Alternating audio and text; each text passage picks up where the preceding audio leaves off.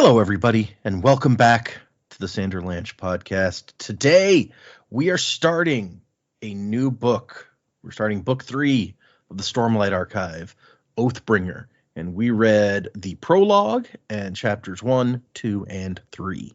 In these, we get an Eshonai perspective in the prologue. Last time, I think Joe and Jamie were putting money on Navani, but that bet did not pay off. And then we get some stuff happening in Urithiru, and then our first Dalinar flashback. So some very, very interesting opening here. I'm Data, and with me today is Dak and Joe. No Jamie this week. We swapped out. We got Dak back. We traded Jamie away to another baseball team. It's very sad. Another podcast. I don't know. If we were going to trade somebody to another podcast, who would we want in return? I don't know of any other podcasts. Yeah, exactly. It wouldn't even be like a Sanderson podcast. It'd just be this tell them Steve Dave. Sure. You guys could have Brian Quinn from the Impractical Jokers, and I could go be on Tell 'em Steve Dave. I would take that trade. Anyway, so yeah, just the 3 guys this week, but we'll try to keep it interesting for you. Just turned the episode off. I know, right? Yeah, it's like our numbers just dropped right through the floor. It's very sad. Anyway, hang on to something, everybody. The Sander Lanch is about to begin. Yearnings intertwined, the golden age in ashes once again. Under stirring stars, in the burning shards, kindle fragments of the falling rain. So look to the break of dawn, to the break of dawn.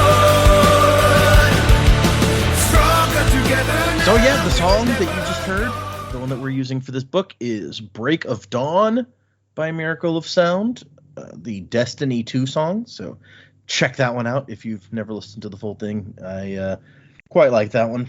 I never played any Destiny 2, but Joe, you played some Destiny 2, right? Yeah, I've played pretty much every season. Well, I say that. There's a couple seasons I missed, but a couple of friends of mine are pretty heavily into it. So I played a lot with Poet, who's on the show, when he was still into it, but he's kind of given up on it. You know, you move on, do other things. Yeah. I also want to take this opportunity before we start, since we are doing a new book and could potentially have some new people joining us, do our warning that this is full spoilers for everything that we have read so far. So that includes Mistborn Era 1, Secret History, Mistborn Era 2, Elantris, all of actually Arcanum Unbounded to this point. Anything that was in Arcanum Unbounded we've read now, as well as Warbreaker and, of course, Way of Kings and Words of Radiance. If you're joining at Oathbringer and weren't expecting spoilers for Way of Kings and Words of Radiance, then I don't know what to tell you. But if you haven't read any of that and you're worried about spoilers for it, you might want to go back, read those, listen to our old episodes before starting in with us at this point. Just warning up front, since some people have run into that issue before. So we did 4 chapters, I guess, a prologue and 3 chapters. What did you guys think of the beginning of Oathbringer? Well, this was all Dalinar all the time. Not that I'm complaining. Oh, I'm getting ahead of myself here. Prologue, Eshonai, that was cool. Gives me hope that we will see Eshonai again, because why would you have her the perspective character if she's dead and gone? Although I do think in the prologue we didn't really learn a lot that we didn't already know. I think just with her discussion with Gavilar was very much, okay, we kind of already knew that, or at least we surmised it. So, but it was still cool. It's like to see, I guess, like confirmation, if nothing else. It does, yeah. I do have questions regarding, all right, so if Odium is their god, then like what the fuck? Like, so these guys are just like the armies of like hell, like the Voidringers that Odium intended to sweep the galaxy with, or I don't know, we'll see. And then the actual chapters. So fun and games. Stormfather's a grouch, which is fun. Sadius is still dead, which is also fun. Everyone is freaking the fuck out about that, which is hilarious. Adelin's just like, oh god, what did I do? And they're all trying to like, okay, what the fuck do we do about this? This is not good. And Adelin's in the back just going, yeah, I don't know. Sucks, huh? Super weird, right? Like, yeah. What happened? Yeah, I mean, he's dead. How did that? Wow, who would do that? I like Dak's note. Sadius is still dead. It's like, no, he did not come back to life in between. That would have been weird. Like, Yeah, whoa. he pops Yeah, back well. up. Opening chapter, Sadie's perspective. What? He's a Khandra. I knew it. I was dead. I thought I was dead. I should be dead. Why am I not dead? And then Nail shows up and he's like, I've chosen you. And he's like, ah, shit. And then Nail shows up and he's like, Nail. Even though he's like, why are you saying that? You're Nail. Yeah, this is confusing. You want the real twist later on. Sadius is going to show up. Everyone's going to be like, why is Sadius so big and blue? Oh my god, he's a Koloss. And then they'd find out someone took his skin.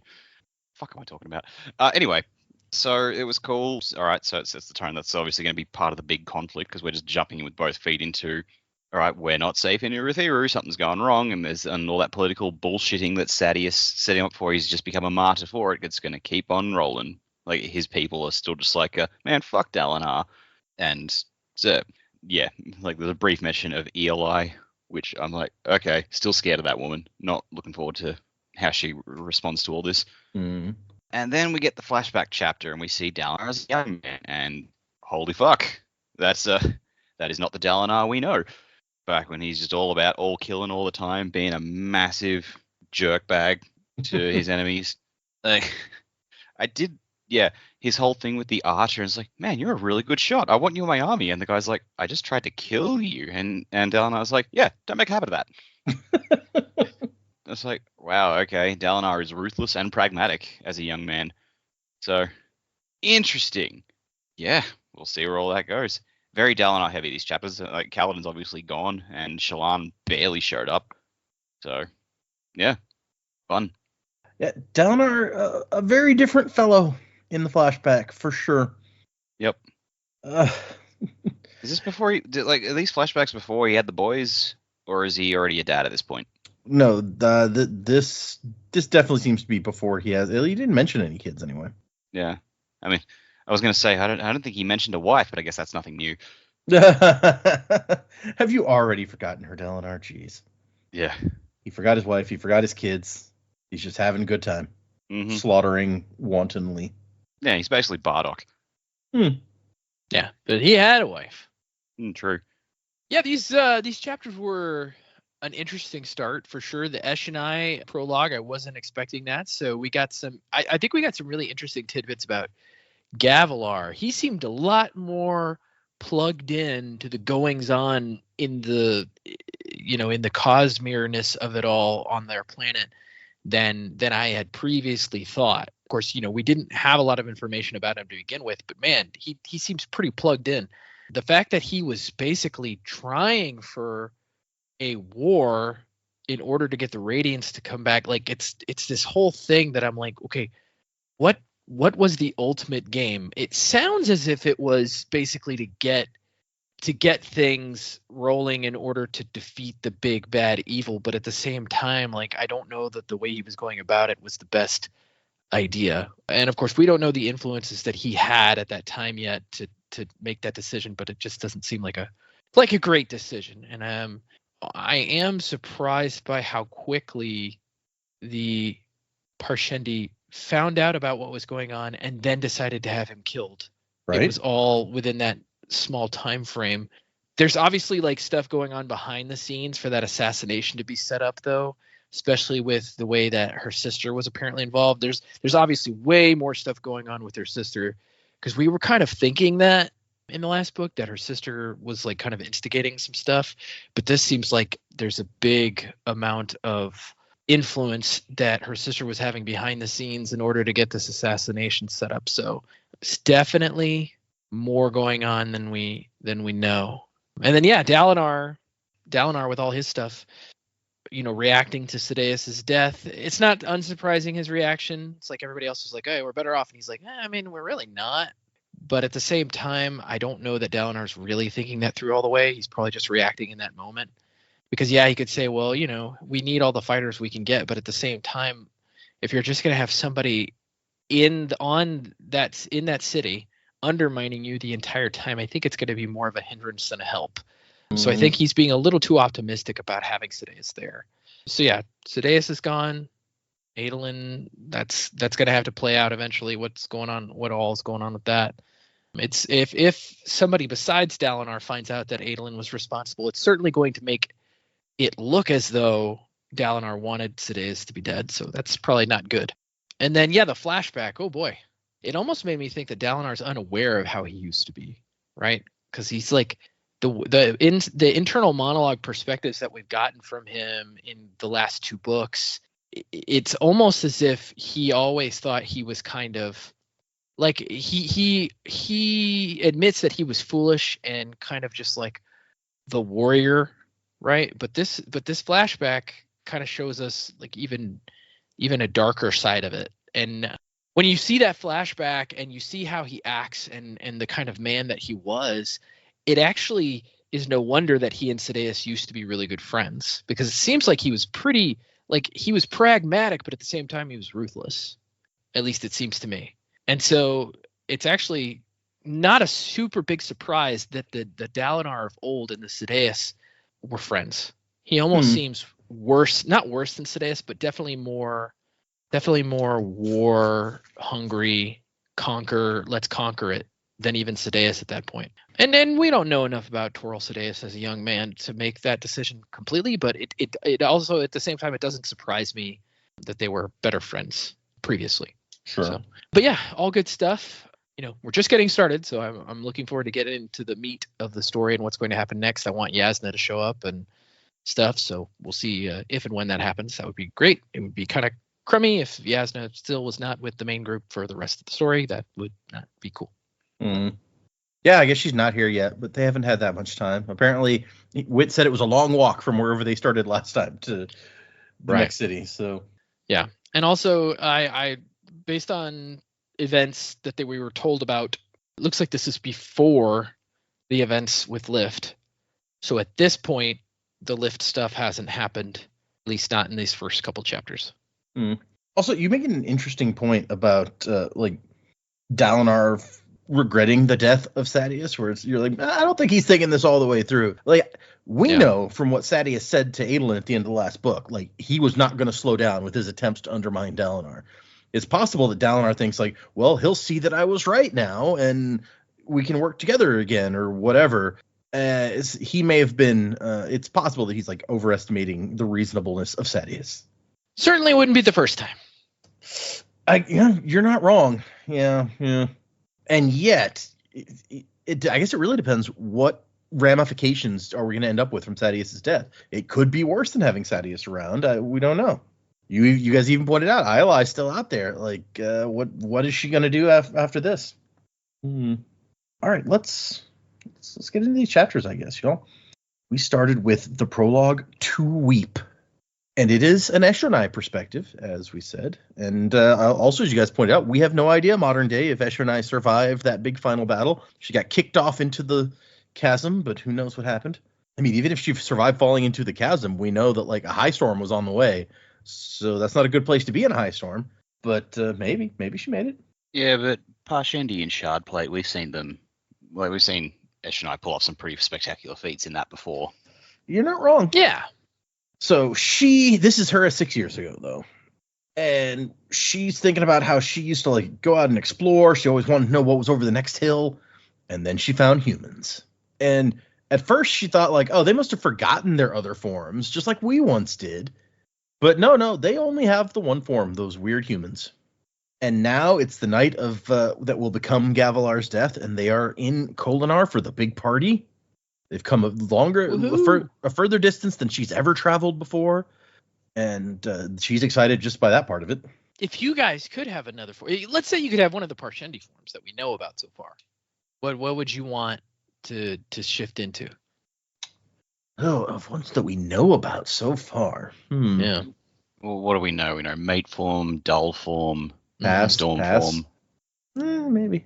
What's the like scholar form? Is it scholar form? Is that what they called? were searching for scholar form? They didn't have it, and they were searching for art form also, and they didn't have that one. So I guess we know those exist. We could go with those. And like war form. War form is the one that they fight in. Yeah. I don't know. Maybe I'd go for scholar form. I don't know. What was the art form? Maybe. What was the form that her sister was in before, they shifted all to storm form or whatever it's called? Since they didn't have scholars, they were using, I think, nimble form as scholars. Well, that could be nimble. fun. Yeah, nimble form might be interesting. Yeah. Mate form, that doesn't sound like that much fun. Well, I mean, it sounds like it could be the most fun, but well, yeah, I was about to say that's not exactly the way that I should put that, actually, but yeah. That's when they start calling you Crab Brannigan. Crab Kiff is not amused. No. Crab Kiff would be scholar form. Yeah. But maybe we'll see some more of these like forms of power that have been lost. We heard several of the names, but in epigraphs at some point, but they had we didn't get explanations. We just got like weird, freaky references to them. Like there was one that was like for sneaking and being unseen and stuff like that. I don't know. There were many forms that we heard about, but we have not seen yet. So Eshonai is helping unload the drums from the cart. They got to play the drums. And then partway through, she just wanders off and she's like, they're used to me doing that. Like that's just how I am. And we talk about, or she thinks about these little listeners that the humans have with them. They're trapped in dull form. Although I think we've been told later on that there's a difference between Parshendi and dull form, or I mean parchment and dull form, I should say. Eshonai had assumed the humans were taking care of the poor souls without songs. How innocent those first meetings had been. Yeah. The Alethi people kind of suck. No joke. Yeah. And so it's like some parshmen are coming up while they're unloading the wagons, and Geth is like, oh, look, these little rhythmless ones want to be near us and help. They sense that something is wrong with their minds, I tell you. And Eshonai's like, you're not needed. We want to handle our own drums. Shoo. Go enjoy yourselves, she tells them. And there's like, what? And slaves are a new concept to the Parshendi, like owning someone else. Clade, one of the 5, had gone to the slavers in Kholinar and purchased a person just to see if it was actually possible. He hadn't even bought a parchment. He bought an Alethi that was for sale. Apparently, parchmen were expensive, high-quality slaves. The listeners had been told this as if it was supposed to make them proud. Like, yeah, you guys are worth way more. Yeah, so as we find out later, we learn who this is that they have just happened to purchase on a whim. I'm like, that seems like a very convenient coincidence. So, yeah, well, we'll get there. Yeah. And so, yeah, Eshonai wanders off, gonna go do something else. And she's exploring this like crazy palace. Like, holy crap, this is huge and insane. She's wearing work form because it's more flexible than war form. Oh, 100%. I do not want that form. No, that doesn't sound fun. And they were told that they could, go around and explore the palace. As long as there's no guards at a door, you're free to check stuff out. So she does that. There's a room with paintings on all the walls. There's one with a bed and some furniture. An indoor privy with running water, a marvel she still didn't understand. And then she finds a room with the king in it. And she's like, oh, whoops, my bad, and tries to take off. And he's surrounded by some officers and some women in dresses and an old man in robes. She's like, why is he not at the feast? And why aren't there guards on the door where the king is? And then a man in uniform comes out and says, the king would like to see you, Parshendi. And she tries to, it's like, no hablo. She's like, what? Words? Sorry? And the guy who we find out is Amaram is like, don't be coy. You're one of their interpreters. Come on. You're not in trouble or anything. And then Gavilar says, thank you, Meritus. Leave us for a moment, all of you. So Meritus Amaram in a quiet indoor meeting with the king here, behind closed doors, I guess I should say. I completely forgot that was his first name. We'll see. There you go. Yeah. So, all right. Does this mean when Yasna, Yasna, in her prologue, she saw Amaram come in to chat with Gavilar, this then is after that? Maybe. Yeah, because I think he may have told him when Yasna runs into them, like Gavilar stops talking to Yasna. He's like, well, I'll talk to you later or something. So, yeah, maybe this is after that. And the king wants to show Eshonai something. Like, he knows her name, and she's kind of like, oh, okay.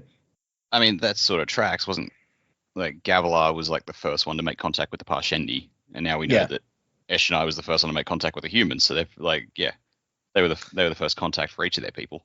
Right. Yeah, it makes sense. I mean, I assume it wasn't Gavilar surprised? personally, but like his group that did. But Yeah. Yeah, I don't know. And she's thinking, this guy's more confusing than any other human. Why did he offer us such a favorable treaty? Like, at first they thought it was just, to keep the peace between these two people, and now they've seen how huge the armies and the cities and stuff are. Is like, oh, they could take us no problem. Not only that, it's like they've kept their shards hidden from the humans to protect themselves, but she's seen over a dozen shard blades and suits among the Alethi by now, so even that's not... Why is he doing this? And the king's like, don't be afraid. You're just really good at speaking our language, and I want to talk to you about something. I don't know why. It just made me think of, do you come from a land down under? Okay. Good when you speak my language.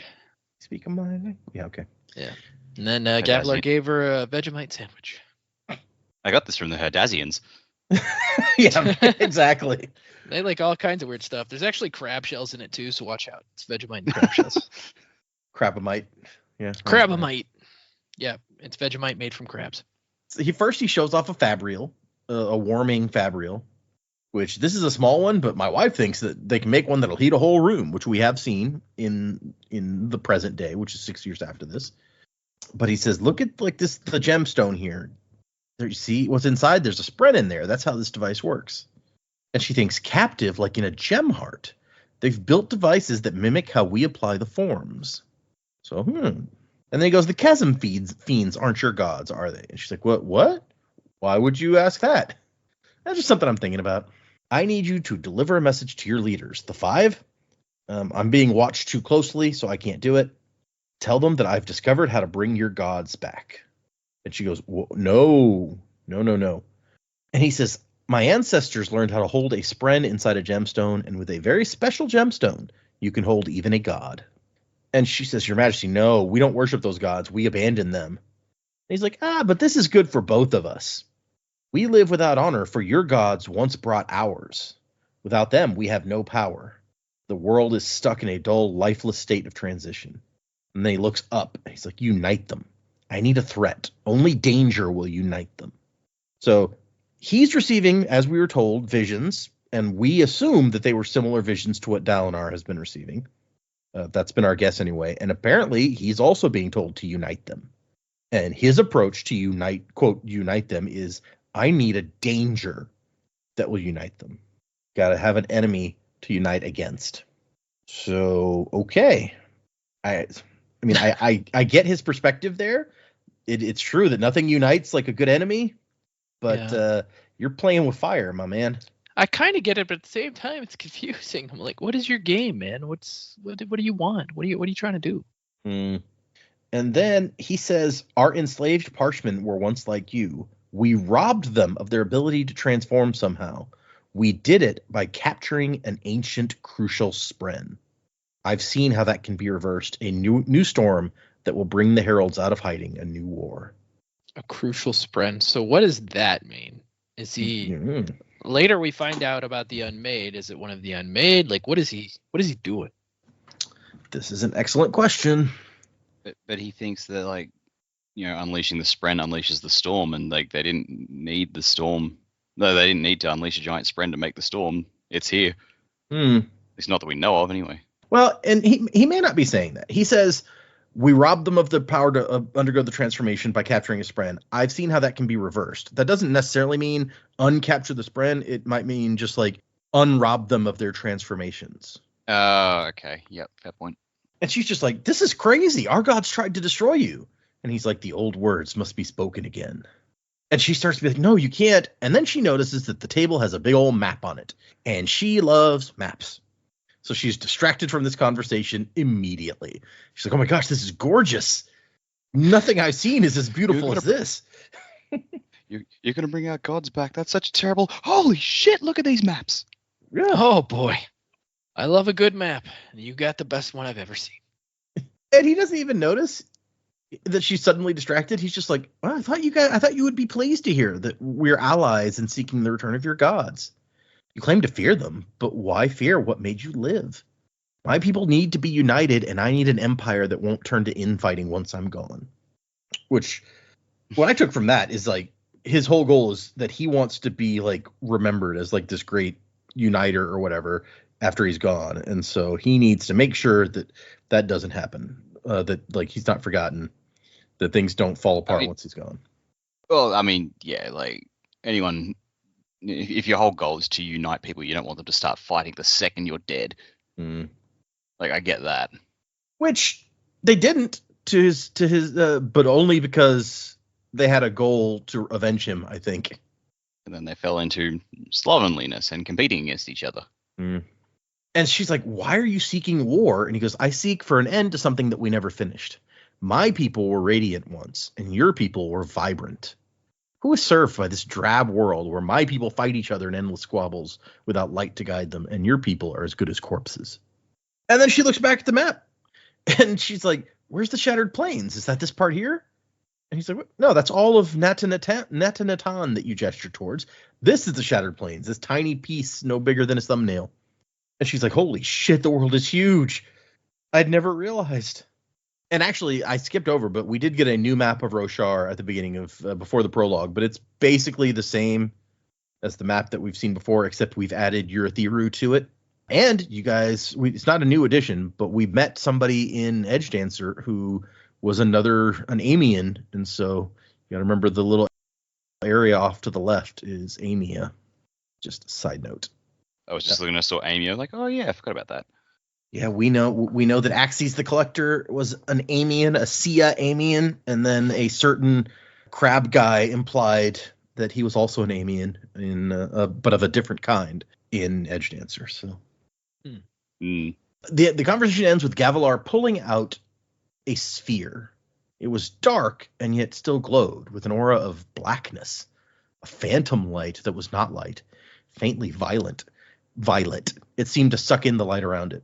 And he says, take this to the Five, explain what I told you, tell them to remember what your people once were. Wake up.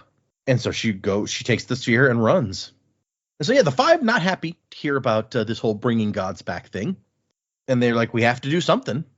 It turns out this guy that Clade has gone and bought is an assassin. Clade claimed that a voice speaking to the rhythms had led him to the man who confessed his skills when pressed. Venli had apparently been with Clade, though Eshunai hadn't seen her sister since earlier in the day. So, guy goes off to the market to buy a slave just to see if it's possible, and takes Venli along, and then some weird voice is speaking to him. It's like, hey, go buy this guy. So not exactly a coincidence, because I agree that would have been an insane coincidence, but it's almost more disturbing that some mysterious force is actually apparently manipulating this. Yeah. And it's like, I genuinely don't know anymore. Like, so if the Voidbringers are implements of Odium, we assume, then, and Gavilar wants to bring them back, like, what? So is Odium, like, the one saying, get Seth, kill Gavilar, make it all take a bit longer? Or is that, like, was that Stormfather trying to say, but we don't trust Venli either, so I have no fucking idea what's going on anymore. Mm-hmm. Yeah. There's wheels turning here, and we can't see who's turning all of them. So, yeah, I mean, like a lot of what Gavilar said is like we sort of knew from, I guess, from Amaram's little section at the end of the last book, where he's like, oh yeah, like which we were always trying to summon. Like we wanted to get the Honor Blades, we wanted to summon the Voidbringers, we want to make the Radiants come back. Like we sort of knew most of that from that. So like not a lot of new information from Gavilar. I guess the twist is the fact that he just so readily confessed it and seemed to think it was a good thing to Eshunai, even though he's like, oh yeah, like we want to return you to your thing because we need a war. So it's like, so they were going back to a war. Like he was deliberately trying to set them up to be the Voidbringers so that they could, so that the Alethi could unite against them. And he told them that? That sounds like a boneheaded move of Gavilar. That's kind of true. It's like, why would you tell them? It's like, yeah, I give you a favorable treaty, I treat you as friends, and we're going to turn you back into monsters so we can kill you all. Doesn't that sound great? Yeah, that's what we wanted, right? I will point out, enjoy the good times until then. You guys will be great. Really, what Gavilar's doing is playing the most dangerous game, just on a like global scale. Yeah, he's like, I'm going to turn you into things I want to hunt, and then I'm going to hunt you down. I'll draw your attention back for one moment to the sphere that he gave her. Do you guys remember having seen a sphere like this before? Nah, I don't remember. You're just gonna have to tell me. Yep. It has been a long time. So all the way back in Way of Kings, in the prologue, Seth kills Gavilar, and then as he's dying, Gavilar pulls out a thing and says, "You have to take this. They must not get it. Tell my brother he must find the most important words a man can say." And it is a sphere with a dark light that was almost black. So he had more than one of these, whatever it is, and he gave one to Seth and one to Eshonai. What they mean, we still have no idea at this point, but it's been in play for a while now. The man who kills me will know what it means. And Seth is like, I just killed you. I got no fucking idea, man. He gives it to Eshonai, and Eshonai does nothing. He's like, I was right not to fear you. And so we end with Eshonai playing the drums as she's weeping and trying to avoid looking at the assassin. She'd voted with the others for this course of action. And then they pull her away. They have to run for it because they're going to be in big trouble after the king is killed. That's the end of our prologue. So we know, I think from the previous prologue, that like I don't know if it was all the 5 or some of their leaders stayed behind to take the blame, and they were executed while the rest of the Parshendi escaped. So that is kind of, we're seeing the other side of that here. And we start part 1, United. And there's a cool image here. The map of the Oathgate locations is what it calls this. So Urithiru, the big tower in the middle, and then 10 different places with Oathgates. So we got in the Reshi Isles, Kurth. In Yakoved, Vedinar, the capital of Yakoved. Kolinar in Alethkar has an Oathgate. Narak on the Shattered Plains. Thaylen City in Thaylana. Azamir in Azir. That's the capital city. That's where Lith was heading to. Akina in Amia. And then it just says Shinovar. Ral Ilorum in Iri. And Panatham in Babatharnum. Okay. And so there's the locations of the 10 Oathgates in the world. And our epigraphs here are from Oathbringer. So an in-universe book, document, something called Oathbringer. So all the book titles of the Stormlight books are in-universe texts? So far, it seems like that. I mean, it is called the Stormlight Archive, so maybe it's supposed to be like an archive of these in-universe texts. I don't know. Oh, that tracks. I hadn't thought about that. But yeah, I am an idiot. But so far, definitely, they have all been, yeah. Rhythm of War doesn't sound like a text, but it could be, I guess. Anyway, I'm certain some will feel threatened by this record. Some few may feel liberated. Most will simply feel that it should not exist. So that's a preface, all right? I think as we read more of these excerpts from Oathbringer, I want you guys to try to figure out who, if it's anyone we know that is writing this. Dalinar Kholin is in a vision standing beside the memory of a dead god. So one cool thing of his new closer connection to the Stormfather is that he can just call up these visions whenever he wants. Doesn't have to have a high storm. So that's kind of cool.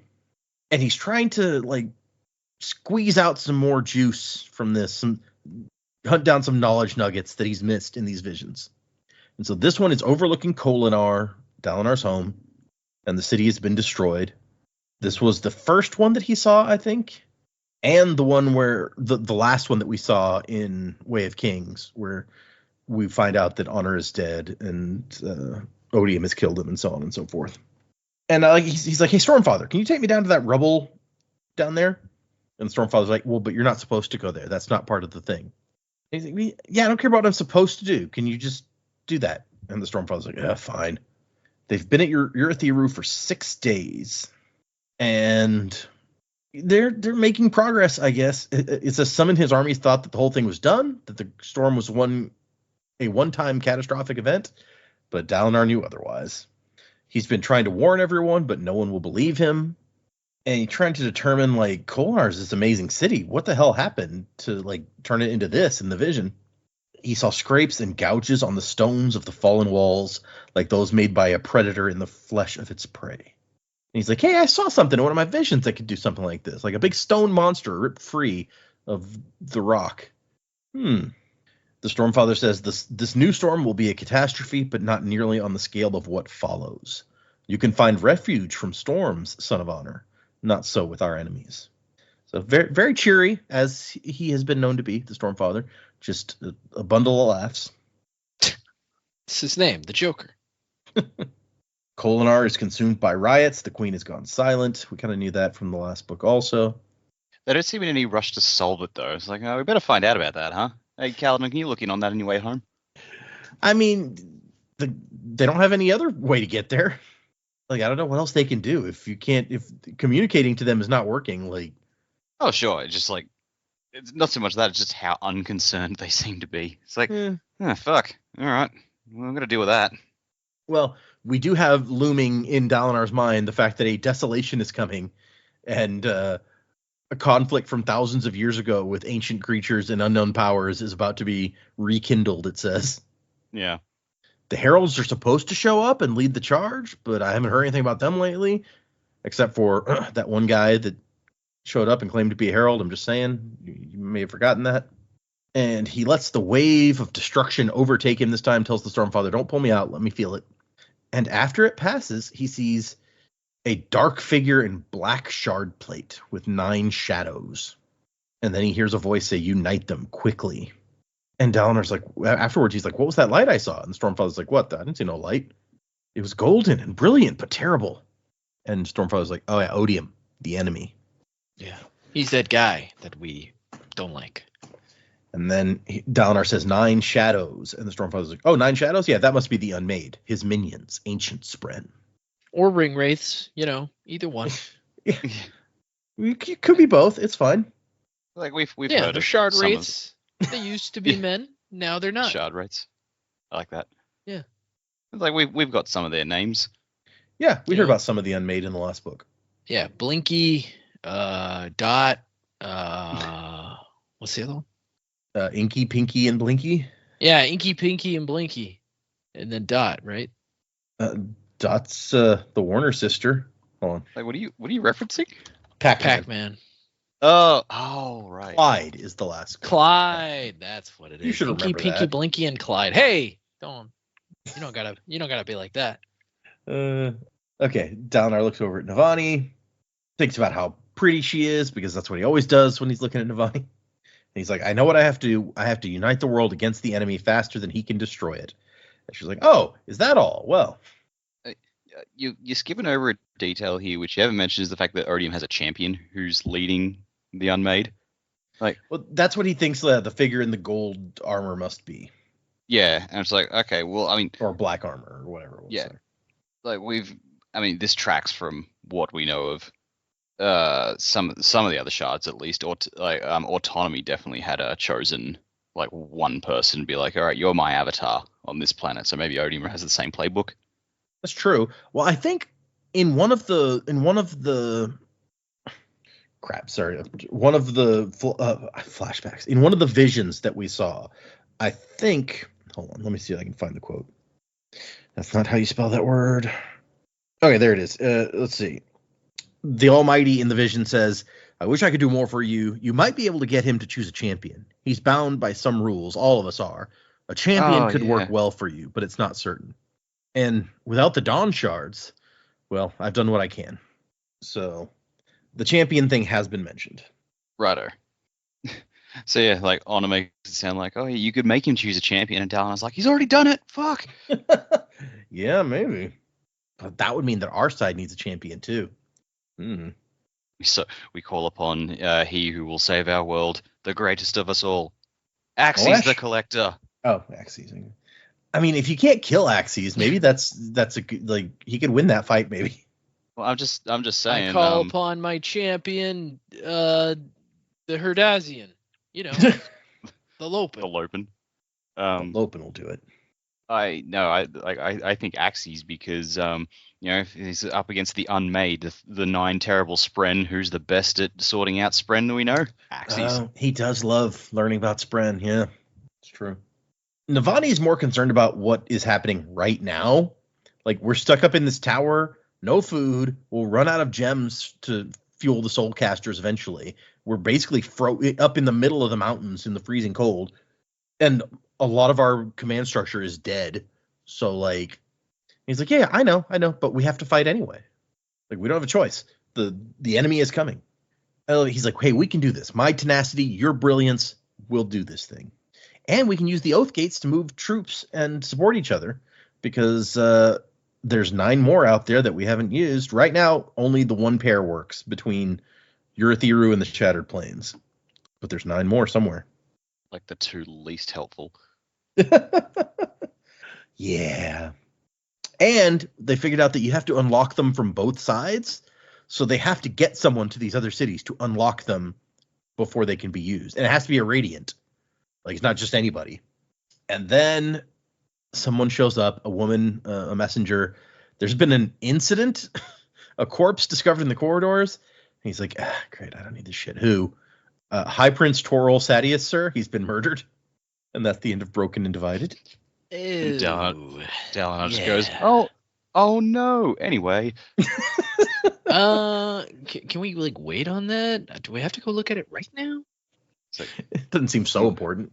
what do you want me to do? Throw him off the balcony? Because I'll do it. Actually, and I'll take a moment to say, you guys might notice now that I've showed you that image with the necklace with the different heralds on it. You may notice that at the top of each chapter in the arch is those same images of heralds. Oh. It's different. You always have these 4, and it's sometimes the same, 4 of the same, and sometimes it's mixed 2 and 2 or something. But it is the same images up there. The epigraph on chapter 2 is real short. I need to write it anyway. All right. Yeah. How ironic that Sadeas left Dalinar to die at a place they called the Tower, and then he was killed at a tower. That's true. Yeah. The wheel turns, Sadius. That only matters to the people on the rim. Sorry, Firefly.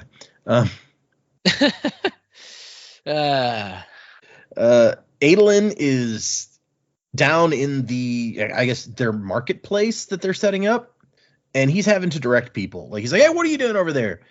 Somebody's trying to unload boxes of booze, I think, and he's like, Bright Lord, I was just unloading. That's what I think I was doing.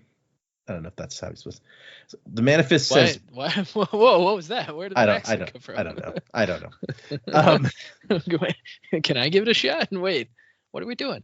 What was the line again? Bright Lord, I was just unloading. That's what I think I was doing. Oh, Bright Lord, I was just unloading. That's what I think I was doing. Okay, yeah, nice. So all the taverns are supposed to be set up in the same section, section 2. My aunt expressly told your high lords this. And the guy just stares at him. I can have a scribe show you. Pick the boxes back up. He's like, fine. So we're setting everything up in this big area of the tower where there's room for all these shops and things. And Navani has created a orderly way in which everything is supposed to go. And so Adolin is having to enforce this. And he's like, man, this is, I'm glad to have something to do, basically. And soldiers from some other armies are showing up. And he's like, well, I guess that's good. Having some fresh men that didn't just survive a horrible fight with the Parshendi and the Assassin in White and 2 storms. And then they have to go deal with a wagon of wine because they're setting up down here too. Jeez, nobody was paying any attention, apparently. Not only that, but we have an issue because we don't have Parchment anymore. So now you've got Dark Eyes that are having to go and haul water and do other Parchment things. And they're upset because that's beneath them. But also, wages are based on a man's rank. So you have to, like, I guess whatever, if you're of the 8th non, you have to get paid a certain amount, whether you're hauling water or working wood or whatever you're doing. So it's going to become, basically you've raised the minimum wage for the lowest level of workers, and we're not going to be able to afford this if it keeps up. We need all them slaves. Come on. Lethe society is messed up, is what I'm saying. Anyway. He sues them by telling they could form a guild. It's like hey guys, if you don't like it, unionize. He's like, Father will certainly approve of that. And then I don't have to deal with it. And he's like, man, did I actually kill Toril Sadius? I mean, that's how crazy is that, right? It was he's been waiting for a day. It says it happened the day before. He's been waiting for a day for someone to find it because he knows he's going to hear about it when it gets found, right? So it's almost a relief when at long last somebody comes running for him. He's like, yeah, I know what's happening. That's why he's hanging around watching all these booze wagons being unloaded, so that when someone comes to tell him, he can grab one and celebrate. Yeah. Maybe. They run up. He's like, Sidious is dead, right? And they're like, wait, how did you know that? No reason at all. Just that's kind of what I figured. A look on your face, let's go. You had that Sadeas is dead look. I know. That's fine. No, I could see it in the quiver of your lip. It was it was was there. I've seen it in my dreams for years. Yeah. It's like, super Sadeas is jazzed dead. right now. Oh, and it just pops a champagne bottle. Well, then let's celebrate. Yeah. Shalon's like, why did you make out with me so hard yesterday afternoon? No reason. No reason at all. Because you're so awesome, Shalon. Aylin's like, are you complaining? Well, no. Yeah. We cut back to Dalinar, who is arriving at this location in the many tunnels in this tower, and a fight is about to break out between men in blue, men in Colin colors, and men in Sadeas colors. And Dalinar has to be like, everybody stand down, or I'll have you all in the stockade. Okay. And it says, let's see. It was apparently some bridgemen who were starting into it with Sadeas' soldiers, which makes sense because the bridgemen don't like Sadeas and his guys very much. Sadeas' soldiers is like, sir, we were asking your men to stop kicking the body. Yeah. They kept pissing on the corpse. It was just undignified is what it was. Tef's like, I don't care. And Dalinar just does the Duke Commander thing. It's like, I'm going to allow this. Yeah, I mean... Well, it's like, also there appears to be some kind of food in his hair. That's chowder. It's delicious. And then we find out that not only was it Bridgeman, it was Bridge 4 that were down here, because it says the men from Bridge 4 finally backed down. And Sadeas' officer just starts shouting at Dalinar, you'd better be ready for damnation's own thunder. Your men murdered a high prince. Yeah, I'm sure that they would have had no problem taking down a dude with a shard blade. Let's see. Yeah, if he sucks enough with that sword, he deserves to die. I mean, I'm not going to say you're right, but I'm not going to say you're wrong. Yeah. And Tef's like, we found him like that. At least no more tables will be slain by that damn sword. Yes, all across Roshar, the tables cry out and rejoice. Table Bane has fallen. Ding dong, Table Bane is dead. Which old dead? Oh wait, no, that doesn't make any sense. I will take this opportunity now that the capital D damnation has been brought up again. Somebody in the Discord pointed out that there's another thing, a little place that popped up in Words of Radiance that I can remind you of now that we've read the Rosharan system essay. So you remember there's 3 planets that are inhabitable in the Rosharan system, yeah? Oh, yeah. There was Ashin, there was Roshar, and there was Braze. You may remember the time that Kaladin wakes up in the middle of the high storm. He's protecting his majesty, and Adolin kind of digs into him. It's like, oh, sleeping on the job, huh? During that scene, there's a moment where it says, he felt as if he were standing above the void itself, damnation, known as Braze in the old songs. Oh. So basically the Grim Reaper, sure. Well, no, Braze is the 3rd planet in the system, and apparently it's also called Damnation. Was that disease magic place? No, that was a Shin. Braze is the other. Okay. Right. So, yeah, somebody in Discord's like, hey, you can point this out to them. I'm like, yeah, okay. For whatever you want to make of that. So if Braze is the void, then okay. So here's your crackpot theory. That's where the Parshendi are actually from, where the Voidbringers are from, and then Odium just kind of whipped them from one planet to the next, and now they're like the invasive species on Roshar. So basically, what you're saying is there's a sorcerer, like a witch, that brings all of the monsters onto the planet from their planet. Yeah. Okay. This is very Final Fantasy VIII. It's good. It's good. I was like, I knew you were going for something there. I wasn't sure what it was, but okay. Yeah, all the monsters come from the moon in Final Fantasy VIII. Spoiler. Oh, and then can you imagine? It's like, yeah. So that's why the Shattered Plains are shattered. That's not where Odium landed. That's where he threw the Voidbringers and where they landed. Ooh. Yes. We didn't land on Roshar. Roshar landed on us. So and then in his final throws, like Odin's like, well, this isn't working, so he's going to throw the entire planet at Roshar instead. That'll do it. Meteor hits. And now Odium is the Voidbringer by bringing the whole void. Yeah, that works. But okay, so back to the thing. Teft is like, hey, we found him like this. Probably tripped on his own knife. Serves him well, the Stormont bastard. And Dalinar's like, dude, Teft, shut up. Not helping. But Dalinar can immediately identify, he's been here for a while. And the officer in green's like, yeah, we've been looking for him. You lost your High Prince? These tunnels are confusing. They don't go natural directions. So they've been searching for him all night. It's like we gave all the noblemen a bell to tie around their ankles so we could find them, but Sadeas this morning, he did not put on the noble bell. And the guy's like, no, we couldn't find him because your men murdered him and moved the body. And I was like, nobody moved this body. You can tell how the blood was pooled here, that it's been there for hours. I was like, oh, fuck, now we got to clean that. Yeah, probably. Somebody has to. On the brand new tower. Oh, God. Guys, come on. If you kill somebody, just clean up the blood, please. We haven't even been here a week, and already there's fucking... Why couldn't whoever killed him use a shard blade? There's less mess that way. Yeah, the heralds are going to be pissed. We got their tower dirty. And so we cut to him a little bit later, like examining the body, trying to figure out what he can figure out from it. Elokar has apparently made it. It says that he was wounded by assassins, but he's recuperating. Not sure if he's going to show up to see the body or not. Sabariel is here, and his mistress. Yeah. Dalinar takes like a cool half hour, and he's like, yep, that's Sadeas, all right.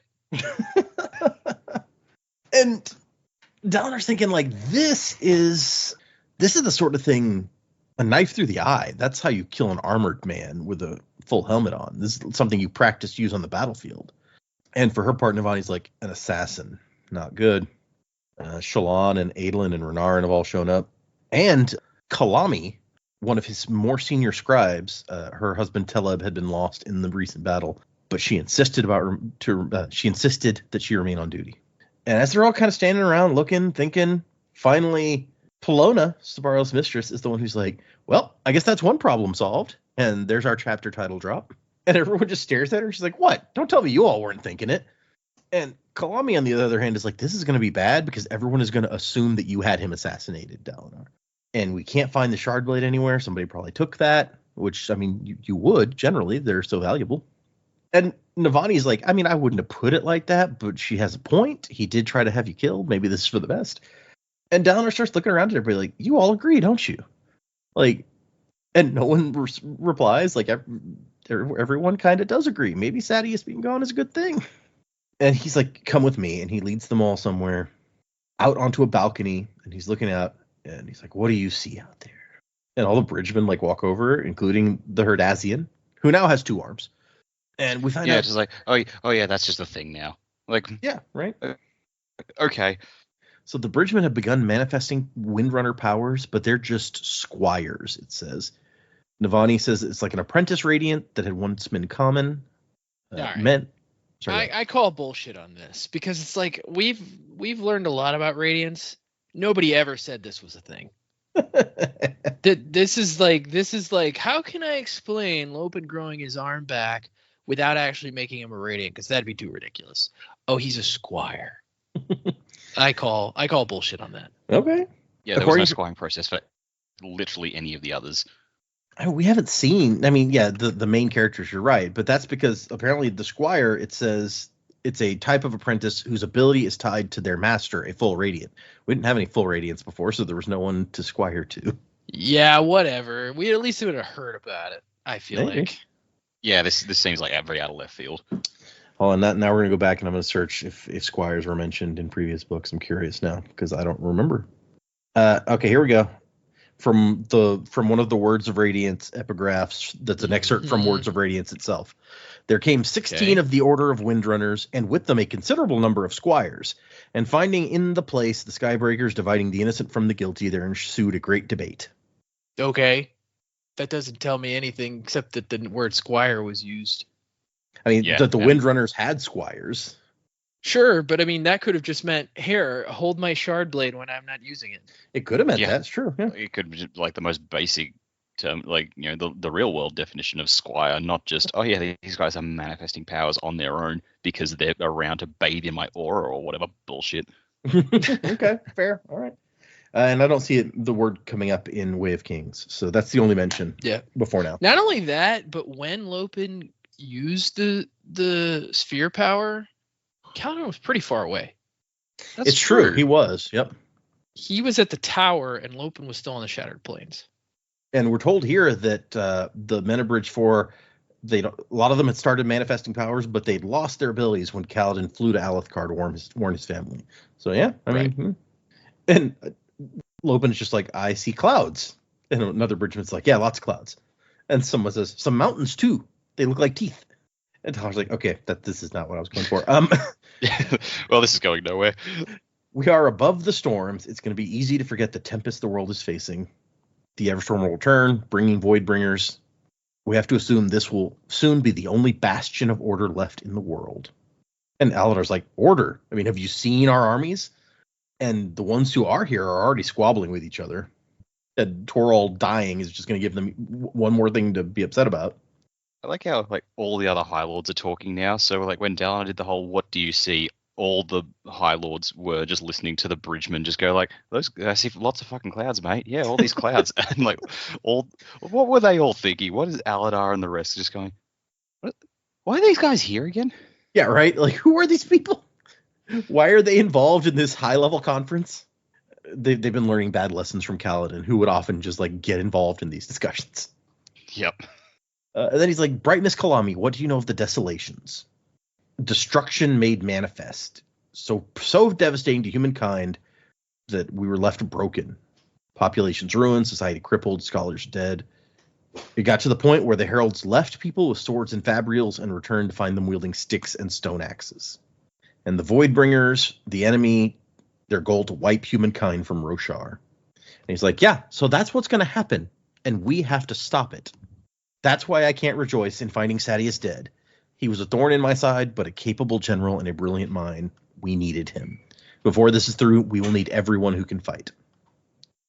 And Aladar, he's like, look, I used to be one of I used to be like the other high princes, but what I saw out there in that fight with you, I'm in 100%. What do you want me to do? And now Dalinar's going to start handing out assignments. Like, you're now High Prince of Information, Aladar. I want you to command the law in this city, establish order. Sabariel, you're High Prince of Commerce. And I'm over here like, isn't the king supposed to make these appointments? Like, isn't Elhokar here? Elhokar is in the city. Oh, no, he didn't come see the body. Yeah, they called him to see the body, and Dalinar's like, I don't know if he'll come. He's in Little Herdaz. He's hanging out with Lopin's mom still. Yeah, eating some chowder. That's why Lopin is like so ready to speak in front of all these High Lords. Elhokar has appointed him his representative. You are my official proxy, the Lopin. Lopin just walks up. He's like, I'm the Lopin, and I speak for the king. And I say, listen to whatever Dalinar says. Also, more chowder. Silence, everyone. You will no longer refer to me as the Lopin. You will now refer to me as the King's Lopin. It's like the King's Wit, but better. You'll understand. Also, Wit's going to come back and just like, the fuck is this guy doing here? I think Lopin could make a good wit. Yeah, maybe. Elhokar shows up. He's all fat from eating so much chowder. He's like, what's up, guys? They're like, what happened to you? He's like, the most delicious food in the world happened to me. You want some?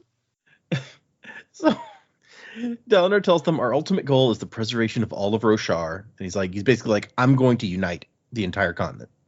And everyone's like, ooh, no one's ever done that. Wow. Not during the Shin invasions, not during the height of the hierarchy, not during the Sunmaker's conquest. Which, okay. Those are some phrases. Yeah, that's like when you play Halo 2 and they're like the Grunt Rebellion. You're like, wait, I want to know about that. Right? Yeah. I mean, we've heard about the hierarchy, at least. Yeah, that one the we Shin know. invasion. I want to know all about that. Yep. And also the Sunmaker's conquest. Are we talking about the Sunlit Man? Are we crossing the streams already? What's going on? No, I think the Sunmaker is the guy we've heard of before. Let me check that real quick. And I spelled that wrong. But my mind immediately goes to like the Shin invasions, the dudes who held all the honor blades invading. But I guess they were too honorable to use them. Pardon the pun. Maybe. So the Sunmaker was the last Alethi king to unite the High Princes before Gavilar. We also are told at one point in Way of Kings that when the hierarchy were cast down, the Sunmaker made a point of interrogating them. So I guess this happened right after that, was the Sunmaker uniting everything. Let's see. We're told the Sunmaker was only 17 when he began his conquest. Okay. This guy united all the Alethi High Princes and went out and tried to conquer the whole continent. And apparently he did not succeed, it says. All right, so he had Alexander the Great along the place. I mean, yeah. We're also told here that that's Dalinar's ancestor, the Sunmaker. So that's interesting. Oh, so it's like when Christopher Lee traced his lineage back to Charlemagne. Neat. And he's like, the enemy is going to unleash its worst terrors, the Unmade, the Voidbringers, that phantom champion in the dark armor. Ah, Torol, what we could have done together if we hadn't been so divided. And he's giving assignments out to everybody, and Renarn's like, hey, what about me? And Shallan, what do we do? He's like, you guys practice with your powers. Other Radiants will be showing up, and we're going to have to lead them, so be ready. And Renarn's like, but Dad, I'm just me. Like, what am I supposed to do? And he says, hey, I trust you. The Almighty and the Spren have granted you powers to defend and protect this people. Use them. Master them. And then report back to me on what you can do, because I think we're all curious to find out. I love that bit. He's like, we all want to know what the heck what these powers do. Why doesn't he just ask the Stormfather, be like, hey, do you know what my son does? Like, what is his deal? Do you know? That might help. Yeah, right? Mm. But that's the end of that chapter. Renarin just goes, okay. Like, he nods, and that we finish up. And then we get... Stormfather tries to butt in. He's like, I know what he does. He's like, shut up, you. Quiet, you. Our last chapter is Momentum. 34 years ago. I think this, other than like the Prelude or whatever that was 4,500 years ago, I think this may be the farthest back we've gone. Rock buds crunched like skulls beneath Dalinar's boots as he charged across a burning field. It's a very evocative beginning there. And this is before he has shard plate, because he's just wearing regular armor, we're told. And before he has a shard blade, because he just has a regular old sword. Apparently, the people they're attacking had set this field on fire to basically guard this approach to their town while they fought on another front. Did not stop Dalinar and his men from going through. We find out that not all of his men make it. It says some of them are overwhelmed by smoke or heat, but most of them are fine, so it's all good. Some will die. It's no big deal. Just wave after wave of my own men at them. Some of Right, you Ben? may die, but it is a sacrifice I'm willing to make. Some of you. Yeah, okay. They got a tactic going, hammer and anvil, his favorite kind of tactic, the one that didn't allow his enemies to get away from him. And so Dalinar is, the Blackthorn is a badass, is I think what we come down with overall from this chapter. This chapter feels like, you think Avatar: The Last Airbender, we're always told Iroh is a massive badass, and we do see him use it in his old age. Yeah. But this feels like this chapter feels like, all right, let's go back and see Iroh as a young man kicking all kinds of ass. When he was also fighting in service of a not so great empire. Also true, yeah. He was a major general in the Fire Nation armies, so yeah, the invasion of the Earth Kingdom. So Yep. And a badass who breathes fire. He's like, do you know why they call me the Dragon of the West? It's one of the best fucking moments of that show. In a show full of amazing moments. Even though I think we later find out that that's not why, because like you get the title dragon when you kill a dragon, so the whole breathing fire had nothing to do with it. Yeah, but also that's the thing about Iroh. He likes to just pull out these really cool lines, and they're not going to have the scene of Zuko going, like, Uncle, that's not why they call you that, and Iroh's like, but did you see the look on her face? It was great. Oh, I love Iroh so much. Yeah. Nephew, sometimes you tell a story because it's dramatic, not because it's true, okay? It says he hit the spearman like a boulder rolling through a grove of saplings, his sword tossing blood into the air. A good fight was about momentum, and there's our title drop for that one. Don't stop, don't think. Drive forward and convince your enemies they're as good as dead already. That way they'll fight you less as you send them to their pyres. Wow. What's the line? Crush your enemies, drive them before you over the lamentations of their women.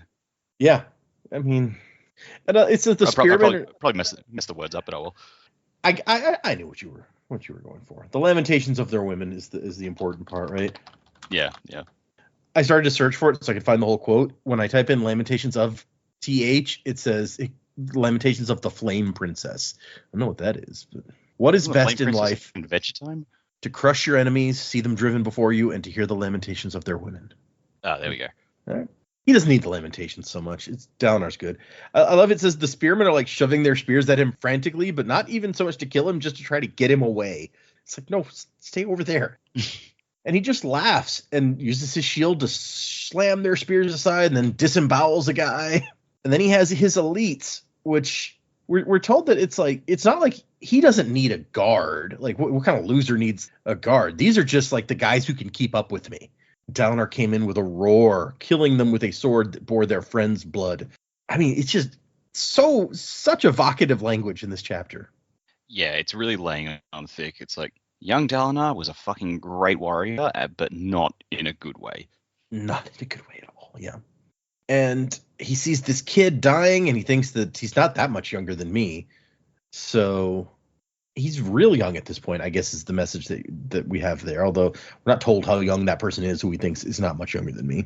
Oh, yes, we are. It says maybe 17. So he's a little bit older than that, maybe like early 20s. Yeah, it's like, I imagine he's like probably around Adelin's current age. And he's still like he's already this force. Dalinar charged. His elite's new to watch, and so he was joined by 50 men. And he focuses his attention on a guy riding a horse, the only guy on a horse. And he feels something inside, a thirst. He needs a challenge. And there's a moment, it's like he gets into a fight, and he's like, this isn't dueling. Like, we're not doing that thing.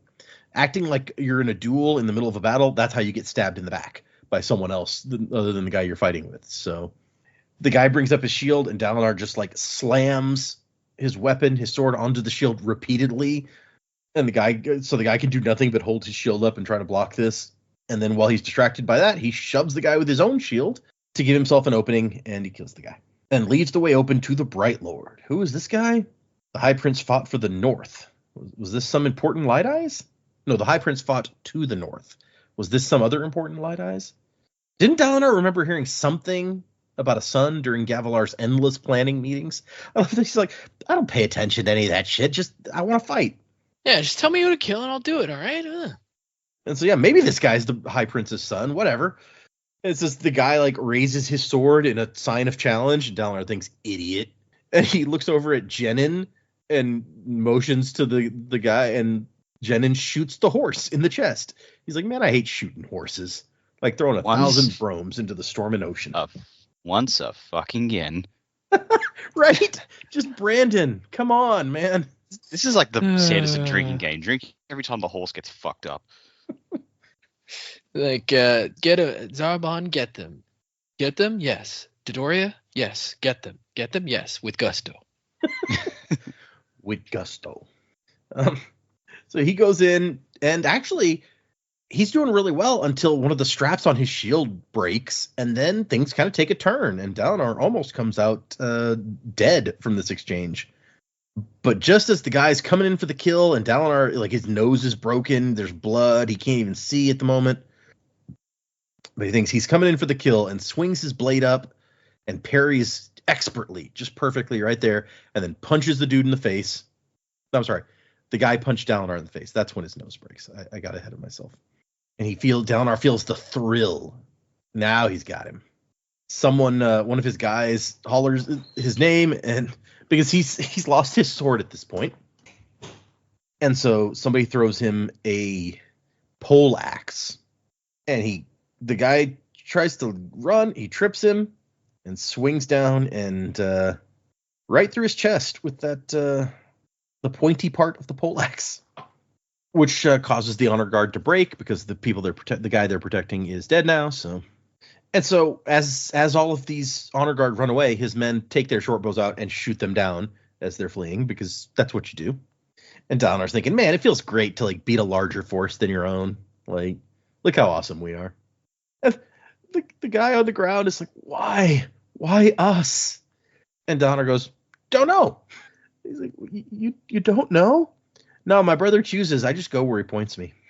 And then gestures for his friend Dim here to ram a sword into his heart. He fought reasonably well. No reason to make him suffer. And so, captain of his elites, Thaka, is like, what are your orders? And Dalinar goes, raid those buildings. Let's see how well they fight while they watch us rounding up their families. And he's like, the men will want to loot. Like, what is there to loot in these hovels? Soggy hogshide and old rockbud bowls? They can loot after. Right now I need hostages. There are civilians somewhere in this storming town. Find them. Like, dude, that's cold. Very cold. And then all of a sudden, there's an arrow in his shoulder. Message for you, sir. And Dalinar goes, who in damnation shot that? And one of his men's like, up there. But that's got to be over 300 yards. That can't. And then there's another arrow, and he has to jump out of the way.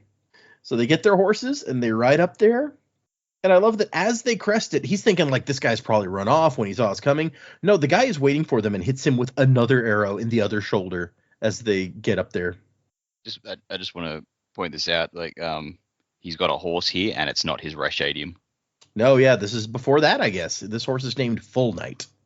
Yeah, this is like pre-everything we know about Dalinar. Yeah, pretty much. Yeah. Hey, Also, maybe he even remembers his wife here. Wasn't his Rashadium his Rashadium's white, right? I think so. And this So, one's yeah. black. It's really like a duality, right? He's like, ooh, evil Dalinar has a black horse. Cool, nice Dalinar has a white horse. Yeah. I have to look this up because Gallant is his horse. No, actually, Gallant the Rashadium is black. Oh, really? Oh, so he's a black horse guy. He's like, I like black horses. Yeah, Adolin's Rashadium Sureblood is the one that's white. And it's funny because you asked that, and I have hanging above my desk that print that I got of the Alethi riding to war or whatever, and both of the horses are in that. So you asked it, and then I looked up and I went, no, that looks like a black horse Dalinar's riding on. So I had to look it up. Black coat and blue eyes with rectangular pupils is what we're told, apparently. So yeah, I guess he's a black horse kind of guy, just like Joe said. Dude, So- did we know they had rectangular pupils before this? I do think not we probably recall. did. I think I talked about it because I was like, man, they got like pupils like goats. It's crazy. And so they get up here, and after the second arrow hits Dalinar, the guy finally tries to run. And Dalinar rides. He doesn't ride him down. He doesn't kill him, which he easily could. He just kind of kicks him and sends him to the ground. And then he gets off the horse, and he's like, dude, you waited until my helm was off. You're an assassin sent specifically to kill me. And the guy nods. Amazing. Show me that shot again. How far is that? It's over 300 yards, right? And Thak is like, almost 4, but with a height advantage. And Dalinar's like, it's still, dude, grab your bow. My bow? Are you deaf, man? Go get it. Right through my storming armor. Like, he's really impressed. And so he has the guy pick out a corpse and put an arrow in it, and the guy's like, okay, that one in blue, and he perfectly hits him. And Dalinar says, I'd have bet half a princedom before today that was an impossible shot. What's your name, assassin? And the guy does not reply, and Dalinar's like, okay, whatever. Welcome to my elites. Someone get him a horse. And like, I don't even need to know your name. It's fine. I'll forget it anyway, probably. So, you know. The archer's like, but I tried to kill you. And he's like, yeah, from a distance, which shows remarkably good judgment. I can make use of someone with your skills. And the guy's like, but we're enemies. And he says, no, not anymore. Look, you guys are surrendering. So I guess that makes us allies now. And the guy's like, slaves beneath your brother, the tyrant. And Dalinar's like, okay, look, if you'd rather be killed, I can respect that. Alternatively, you join me and name your price. And the archer goes, the life of my bright lord, Yezriar, the heir. And Dalinar looks over at Thaka, like, is that the guy? The one you killed? Yeah. He's got a hole in his chest, Dalinar said. Tough break. That guy who hired you, he's dead. Come on. You monster. Couldn't you have captured him? Nah. Just the whole, it's not no and no, it's specifically nah. It's like, man, that's just how callous he is. That's how cool Dalinar was back in the day. He'd just be like, nah. I like killing. It's fun. I love stealing. Yeah, I love taking things. I like stealing this, though. Sorry. Anyway, Joe did that last episode. Yeah, last time on the Sanderlanche, we quoted that. I don't know. Maybe we shouldn't let Dak listen to the last episode. You guys said a lot of nice stuff about him. That's true. We did say a lot of nice things about Dak. It was a weird episode. Jamie did mention that. So the guy, Dalinar's like, look, how about this? Join me and we won't pillage the town. Well, what's left of the town. You in or not? I promise not to make you shoot anyone you like. And the guy goes, But I want to kill you. You're an evil monster. Well, like, why should I join you? Just one word. Thundercuckoo Falconbird. Thundercuckoo Falconbird. Yeah. This reminds me of the scene from Aladdin, King of Thieves, where there's that whole song that welcome to the 30 Thieves? 40 Thieves. He's like, are you in or out? It's a good song. Yeah. That is a good song. Also, the actor who played that guy was Gimli. John. Oh, yeah. John Rhys Davies plays Aladdin's dad, yeah. No. Hey. Yes, he plays Aladdin's dad. No, he plays the bad guy. Hold on. No, I think you're right. I think he plays Aladdin's dad, but the guy who plays the bad guy is also famous. Okay, hold on. Let's see here. Who's in this movie? We're IMDbing a straight-to-video 1996 Aladdin threequel. Oh, it was good, though. It's the best one. Yeah, John Rhys Davies is Kasim, who is Aladdin's dad.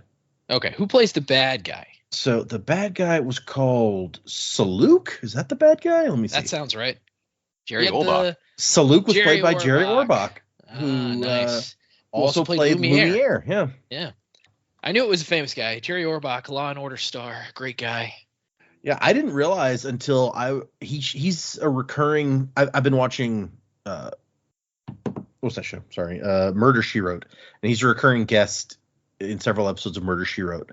And then I found out that it was like, yeah, he and Angela Lansbury were together again when they did this song for Beauty and the Beast. I was like, wait, he was in Beauty and the Beast? And sure enough, yeah, he's Lumiere. Yeah. I would not have imagined that. Yeah, he was Law and Order for a long time, but I think he was also like a stage actor, so he did a lot of singing and stuff too. Yeah, he was Broadway royalty, I'm pretty sure. Yeah, and which again, I would not have thought that from seeing him in the roles that I'd seen him in before. Universal Soldier. But it's good to have range, right? So he's a cool guy. But yeah, that's in or out. That's the Dalinar strikes me as that guy right now. What's it gonna be? Consider carefully. I mean, alternatively, you can make the case he's Tim Curry in Muppet Treasure Island, and this guy's Jim Hawkins. And they're singing Professional Pirate at him. I mean, I could see that, I guess. Dalinar doesn't seem as friendly as John Silver, but yeah, John Silver secretly was not as no-named. Right, this no-named Archer. I want to know what happened to him. Yeah, is he still around somewhere? Yeah, who knows? The guy's just like, and Dalinar goes, great. And a short time later, Dalinar's elites rode up. The sullen Archer was on a horse. So yeah, he's in, I guess. They'd missed the executions. Sadeas already had the local high prince's head and those of the officers up on spears, which the Archer curses about. And he's like, I got to talk to that guy. I have to reinforce that when he shot me, he was shooting an enemy. That was to be respected. You can't try something against us now that you're part of the team. That's a different story. Thaco would already be searching out the fellow's family. So that has a sinister undertone. Leak. Yeah. Yep. Need leverage. Sadeas, on the other hand, already has his shard plate, golden yellow shard plate. God damn it. I really thought after the end of the last book we wouldn't have to see any more of this asshole, but here he is in the past, like a fucking prat. Not only that, he's been in battle in his shard plate, and sometime between the end of the battle and now, they've already washed him clean, so his yellow shard plate is shiny and not covered in blood. He's like, get the buckets, get me hosed off. The red-faced young man looked far older than he had a year ago. When they'd all started this, he'd still been a gangly youth. And young Sadeas. Ugh. And Dalinar goes, nice work. No, actually, hold on. Sadeas goes, what happened to your face? And Dalinar goes, a fist. And then he nods towards the heads on spears. Nice work. And Sadeas is like, well, we lost the crown prince. He's going to mount a resistance. And Dalinar goes, well, that would be impressive considering what I did to him. And Sadeas is like, Dalinar, what would we do without you? And Dalinar goes, lose. Someone get me something to drink and a pair of soldiers in that order. Or a pair of surgeons, sorry, in that order. Also, Sadeas, I promised we wouldn't pillage the city. No looting, no slaves. And he's like, what? Who did you promise? And Dalinar points to the Archer and he's like, another one? He's like, the looting's the best part. This is hilarious because it's like, Dalinar picks up good soldiers all the time from opposing armies. And Sadeas just like, oh god, another one. It's like, very Phantom Menace when Obi-Wan's like, have we picked up another pathetic life form?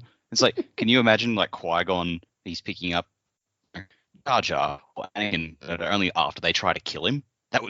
Where's that version of Phantom Menace? That's true. It's hard to imagine Jar Jar trying in any successful way to kill Qui-Gon, but Better than Jar Jar we got. Anyway, okay, fair. That's a can of worms. I like Sadius says another one, and Dalinar goes, he's got amazing aim. Loyal, too. And then he looks over, and Sadius' soldiers have started rounding up weeping women for Sadius to pick from. And Sadius is like, oh, I was looking forward to tonight. Gross. Oh, yeah. Brandon, we already hated Sadius. You didn't need to, like, yeah. And he's dead. Yeah. Dalinar goes, I was looking forward to breathing through my nose. We'll live. More than can be said for the kids we fought today. And Sadius is like, fine. We can spare one town, a symbol that we're not without mercy. Whatever. Dalinar, we need to get you some shards. And Dalinar's like, to protect me? Protect you? Storms, Dalinar. At this point, I'm not certain a rock slide could kill you. No, it just makes the rest of us look bad when you do all this practically unarmed. I love that. Yeah, we need to get you shards so you don't make me look as bad. And then the battle's over, and the chapter ends with Dalinar thinking, I'm done living for the day. It'll be weeks, maybe months before I get to live again, before I get to fight. And that is the end of our section for today. So young Dalinar lives for the fight, and that is it, basically. That is not much like the Dalinar we know. So he gets the thrill here. And like when he gets the thrill in Way of Kings, we saw he's revolted by it, yeah? Not at first, but yeah, eventually, yeah. Yeah. So I just think that's an interesting contrast, especially considering from Taravangi's chapter, we know that the thrill is brought on by one of the evil Spren, like the Unmade. Yeah, one of the Unmade. Was it Moloch who did that, or one of the others? I think Moloch is the one that he says is behind the death rattles. Oh, okay. Hold on, let me look this up. Yes, Moloch is the one that's associated with the death rattles.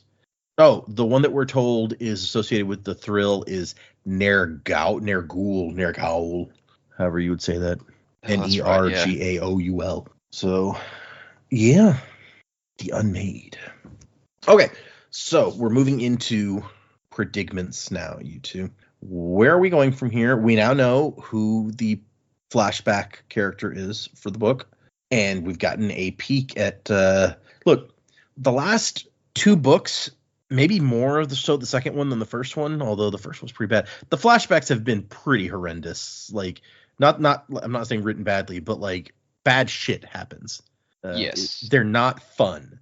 So now it's Dalinar's turn for that treatment, assuming that the trend continues. So predicaments. What do we think is going to happen in this book going forward? We're reading 3 chapters for next time. Chapter 4 is called Oaths. Chapter 5 is called Hearthstone, and Chapter 6 is called 4 Lifetimes. 4, 5, 6, was it? Yes, 4, 5, 6. Okay. Hearthstone Oaths. Was Hearthstone Kaladin's hometown? It is indeed. Okay, well, so that's going to be Kaladin getting home, maybe seeing how his dad is doing, and his mum, and maybe Rasharn if he's still alive. Hopefully he's not, but we'll see. Maybe that's why Moash couldn't get revenge on Rasharn. He already did that. Yeah, maybe. Yeah, maybe Kaladin will get there and find Moash already there going after Rasharn and going, yeah, I'll let you have this one. He's like, well, I can't blame you for that. Yeah, okay. Yeah. Not sure about the rest. I guess, yeah, we'll find out. Oaths maybe just people swearing to Dalinar in the New World Order. I don't know. As for where the book is going, so it's Dalinar flashbacks. I think we all kind of expected that one, given the title. So he's got none of the stuff that we've seen him have. He doesn't have his shard blade, doesn't have his shard plate, doesn't have his horse. We don't know his marital status or his parental status, so we'll find out about those. But I feel like we'll see a bit of the conquest, we'll see a bit of Gavilar, which will be cool. We can see Gavilar from Dalinar's perspective, which may or may not be good considering this is Dalinar's bloodthirsty perspective, so that'll be interesting. But if I had to take a gamble, I'd say that these flashbacks are going to eventually build up to him meeting the Night Watcher, and whatever it was he swears to the Night Watcher, like whatever boon he seeks, and yeah, however, whatever goes through that. Yeah, I'd say that's where Dalinar's going. Okay. In his flashbacks. Yeah, I don't really know what else to. I think everything I predicted for Urithiru where they are in the present day is pretty much what I said at the end of the last book. Now that they found Sadeas is dead, and they're like, yeah, see previous episode for that.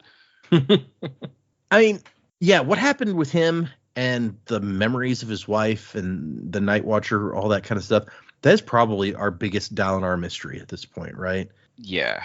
So that would make sense if we're building to that. Yeah, well, like, just given the fact that this one is 34 years ago, I think, okay, well, maybe the flashbacks will span a much larger time frame than Kaladin or Shallan's ever did. He's older than them, so it would make sense. Yeah. So, yeah, maybe it'll be we'll see some of his wife, and we'll see, like, you know, the day his sons were born, the days his sons were born, and, like, his life as he starts to think maybe, like, this isn't so great, and he goes to the Night Watcher for an answer, and then some whatever fucky shit goes down from that. Yeah, that makes sense. I feel like I was trying to think back to the previous books and what their flashbacks were building to. So Kaladin's, it was really like, what happened to Tien? How did Kaladin become a slave? I think were the big mysteries. And then Shallan's, we knew she'd killed her father. I don't know if how she killed her father was the big mystery, or if it was like the follow-up to that was like, oh, and by the way, she killed her mother also. Well, yeah, but like the mother we didn't get. Like, we saw the aftermath of killing the mother in the flashbacks, but we didn't actually get a flashback of her doing it. It's true. Like, we just got... Also, did anybody else kind of already just kind of know that must have been what happened? I feel like a lot of stuff was pointing to the fact that she was the one who killed her mom before that. But maybe I'm wrong. I mean, there were definitely hints. We know Brandon's style is to drop these hints so that right when it happens, you're, even if you didn't see it coming, you're like, oh, I could totally have seen that coming if I thought about like these particular foreshadowing bits. Yeah, it's just like he was protecting her. Yeah, it was like a whole thing. So, okay. Yeah, makes sense. Man, oaths. I mean, that's got to be them trying to figure out how to complete their oaths. Maybe, I feel like, to become Radiance. Maybe it's Shallan heavy. That'd be nice to have some Shallan. Hearthstone, yeah, that's got to be Kaladin getting home and figuring out what's going on. And what was the third one? The third one is 4 lifetimes. 4 lifetimes. Yeah, I'm kind of with Dak on that. Maybe it's another flashback, but I don't know what 4 lifetimes would be. Yeah, so we've got some interesting old Dalinar stuff. So I kind of like Dak's idea that maybe we'll follow that path. Like, it'll span more of his lifetime because he's had a longer life, and we'll get to see some poignant moments in his life. With it being a Dalinar flashback book, I am actually surprised that he wasn't the prologue perspective. But again, we did say he was drunk for most of that, so that may not have been super helpful. But yeah, I don't know. You know, we're just getting started. I think at the end of the last book, I said we're going to figure out kind of who the big bad is and how to defeat the big bad. And that seems to be like the direction that we're heading in with Dalinar in his vision, seeing Odium, seeing these 9 shadows of the Unmade. Like, maybe that's where we're going. They're gonna manifest themselves, because that'd be really interesting, right? Because I feel like that'd be quite a big turn for this book. Like, these evil aspects or whatever they are of Odium, like, manifesting onto Roshar, and then like them becoming a part of the main storyline, like leading Voidbringer armies or whatever. You know, that'd be really different and interesting from what we've experienced so far. Because if this is like, I got to be honest with you, if Oathbringer is a political thriller, I'm going to be a little bored. Okay. We got quite a bit of politics in the first and second book. Not over, not crazy amounts. But like, yeah, them setting up on the tower, trying to unite like the world against this fighting, against these forces. Like, if it's all about politics and wordplay, I'm going to be like, ooh. So, surely not with the storm about to come back through. Surely. But you never know. You never know, Dak. Anyway, but I am looking forward to it. I'm hoping for the best here. I really want Kaladin to come back into the action, and Shallan as well. And Yasna. Like, I just want all of our cool characters together on the same page. But we'll see. Okay. Yeah, at the very least, you get some serious action with Dalinar in the flashback this time. Yeah, but the stakes were really low because it's a flashback. Yeah, you're like, I know he's not gonna die. I've seen him after this. Yeah. That always cracks me up in any like animated thing that I've watched, because I feel like this is a trope in animated shows where it's like showing you a flashback of like the main characters going through some really like difficult stuff, like they might die, and you're like, well, I know they're not gonna die because this is a flashback. So You're like, I watched Dragon Ball Z before Dragon Ball, so I already know that Goku's gonna make it. right, yeah. Although Goku doesn't make it sometimes, it's just that he comes back. Well, he Yeah, only the whole didn't make it thing at is the like- beginning of Dragon Ball Dragon Z, and Ball then Z, several yeah. other times in Dragon Ball Z. But yeah, it's like if you watch Dragon Ball Z first, and then you go back and watch Dragon Ball, you're like, well, I know Goku's gonna win. He's gonna beat King Piccolo because, you know. Well, yeah, He but beats actually, him. it's like, but they're like weird like frenemies in the future. How does this happen? That's Goku's thing. He turns everybody into a frenemy. That's true, but I don't think you see it coming that he kills King Except Piccolo his and then brother. King Piccolo like vomits up an egg. That is also him somehow. It's Yeah, like a right. clone of himself, I guess. But you're like, I know Chi-Chi's gonna make it. Seen her. But it's like you might go, oh, I know Krillin's going to make it. I've seen him, and then surprise, oh, he does actually die in that arc. Yeah. Oh boy, does he. It's like comics. Death is has very little meaning. It's fine. Yeah. Speaking of comics, I've started reading a new Batman series called Absolute Batman. Pretty good. It's definitely like a reimagining of the origins of Batman. That's the one where he's got like the bat symbol on his chest looks really odd, and everyone's like, why does it look like that? Then it turns out he can take it off and make it into a fucking axe. Oh, because yeah, I pulled that up. I had never heard of it. I pulled it up, and that was my first thought. I was like, the bat symbol looks like a rectangle. What is up with Yeah. that? Okay. So the backstory, just to completely diverge from what we're talking about, is like in this world, Batman's dad was a teacher, not a super rich dude, and Batman was like a super smart kid when he was young, and he was really good at like engineering, and so he grows up and becomes an engineer and uses all his engineering skills to be Batman. So he doesn't have tons of money, but he has really good engineering skills. That's neat.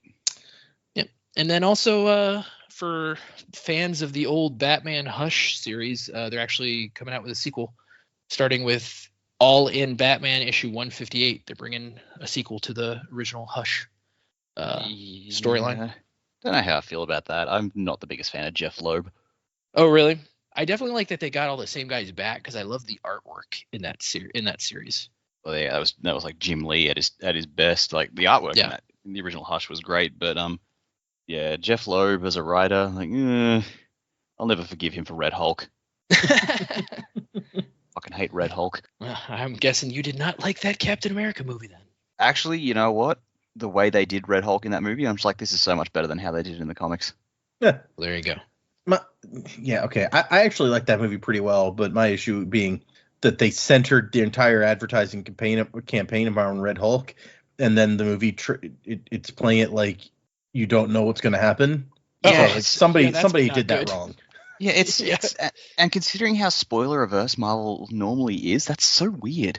Oh, there's Anyway. a whole absolute universe to go along Absolute Batman. Interesting. Okay. I think it started with like Absolute Batman, Absolute Superman, and then it's like they've been so successful, so now they're spinning out like Green Lantern, Wonder Woman, and Martian Manhunter are all getting their bits. Yeah. So Wonder Woman, basically, they've had DC's like been trumpeting most of their comic series on the big three, they call them, right? So that's Batman, Superman, and Wonder Woman, and so they'll have lots of crossover stuff. I think what I'm looking for is just consistency, because I started collecting Batman books in like 2014, 2015, and my issue was that like even though it was supposed to be the same storyline, they would have different writers on the books, and so like the stories didn't match up well, and so you'd read one issue and then you'd read the very next issue and you'd be like, all right, I feel like I missed something, I'm confused. And it's not even like there was a separate comic that went along with it in between. It was literally like, because they were different writers, the stories didn't link correctly, right? So the thing I like about Absolute Batman is that it's one writer. Yeah. That's Scott Snyder, isn't it? Yeah. Who did he did like the Court of Owls, all that stuff. Yeah, see, I read his whole run like in I think it was DC. Is that New 52 or was that Rebirth? I forget which. New 52. New 52. Like everyone says, like his series is really good. I read it all. I'm just like, it left me cold. I didn't enjoy it. It was fine, but when you compare it to what came after it and the stuff that was coming out before it, that's why people think it's so good, because stuff was kind of crappy before and after that. Yeah, fair. This says Darkseid created the absolute universe to be a world where heroes were the underdogs and lacked the advantages of their Earth Zero counterparts. Which is why Bruce Wayne gets to be poor, and I wonder what advantages he's taken away from other people. Interesting. I don't know. I have seen, if you haven't seen it, the artwork for Absolute Bane is hilarious. Oh, I'll have to look that up. Okay, hold on. Absolute Bane. He's got like the tiny head. He does. I wasn't looking at the tiny head. I was looking at the rest of him. I'm like, it looks kind of, except for the fact that he has a bottom half of a shirt and not a top half for some reason. That looks more or less normal. But his head is real tiny. Huh. Okay, anyway, back to the book that we're doing. Yeah, that was our comic book segment. If you like comics, hope you enjoyed that. Well, actually, before we go back, since we're talking comics, the latest episode of the X-Men audio drama that I do dropped. Episode written by me. Yeah. Ooh, nice. So if you go on YouTube, search for Scyther Inc. or X-Men the audio drama, you'll find it. The new episode, season 4, episode 6, Malice Towards All. Wow. Do they need to have listened to previous episodes to understand what's going on in that episode? Well, we've started doing previously on X-Men bits at the start of the show, which is fun. But nice. I would recommend going back and listening, just because it's a fun show. Yeah. Check out the X-Men audio drama, people. I've started re-listening to it from the start as well. And it's like, oh yeah, this is fun. Like, obviously there are some rough bits, especially in the show's early days, but this is fun little fan adaptation of the X-Men books. Very nice. Just check that out, people. All right, well, I guess we finished the predicaments, right? We did. We have 1 new patron. Joe, get your list ready. In the meantime, we'll do a couple emails. The first email we have is from Ben. Oh, and this one has a Spotify review attached, so I guess get that list too while I read this. This one has no subject. It says, "Hey, Jamie, Joe, Dak, and Data. I've heard great things about the Cosmere for a while and decided to jump in this winter. I had found a similar podcast while I was reading The Wheel of Time, where a newbie was guided through the series by a vet. Shout out to the Wheel Weaves podcast," which I'll stop to say I've heard many good things about that. I went through The Wheel of Time way too fast to listen to a podcast about it, but I've heard a lot of people talk about that one. "And I wanted to have a similar experience with Sanderson's work. I'm so happy I found you guys. I've been reading along with you, and it's been quite a ride. You guys sometimes pick up on things I never saw coming, and when we have similar theories, I get so hyped up. I'm currently about a quarter of the way through the Lost Metal, and I think it's pretty cool that Joe, Jamie, and Dak have all had at least one huge prediction pan out. It's been kind of a crash course in not only the content of the first half of the Cosmere, but has been cool to see how things have progressed over the last 4 years in the real world, with book releases and Sanderson news that Data has been sharing with you guys. Kind of a cool perspective to get for a Cosmere newbie like myself. It feels like I was able to get excited for things that I already knew were out, and makes me excited for what it's going to be like when I finally catch up to y'all.